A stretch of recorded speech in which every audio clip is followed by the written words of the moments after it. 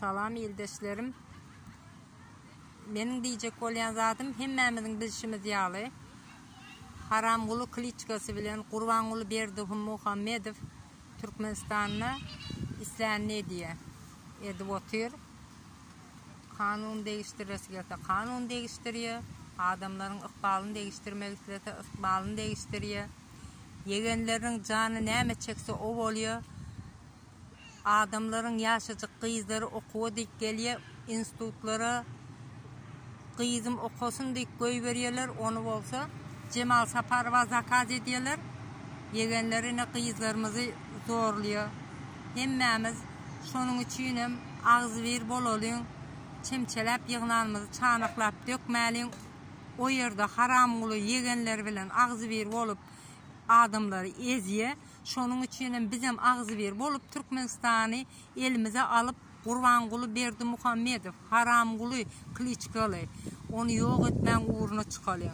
Ağız ver olalım. Hemmemiz bir çukura tükürelim.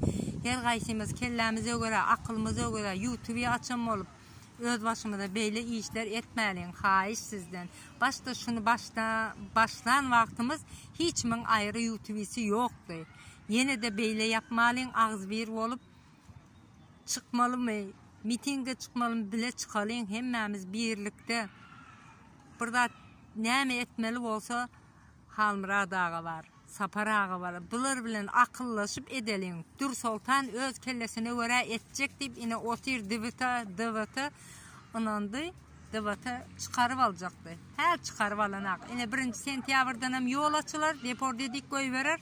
Anırda ondan sonra Allah yardımcısı olsun oluyor ona.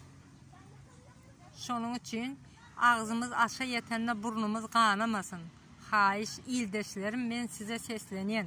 Türkmenistan'ın içindekilerden ses çıkar deyip hiç bekleme. Onların gözünü korkuzup koyun. Onlardan ses bilmeyen.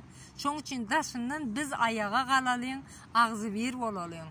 Size sesleniyen haramgulu Kliçkalı Kurbanqulu Berdimuhamedov'u yok edelim. Biz istemeyiz bunlar yalı prezident, kanxor, terörist, hırsız, oğru. Biz istemeyiz haramguluyunu. Milletim hemmenizden hayiş ediyen yok olsun haramgulu.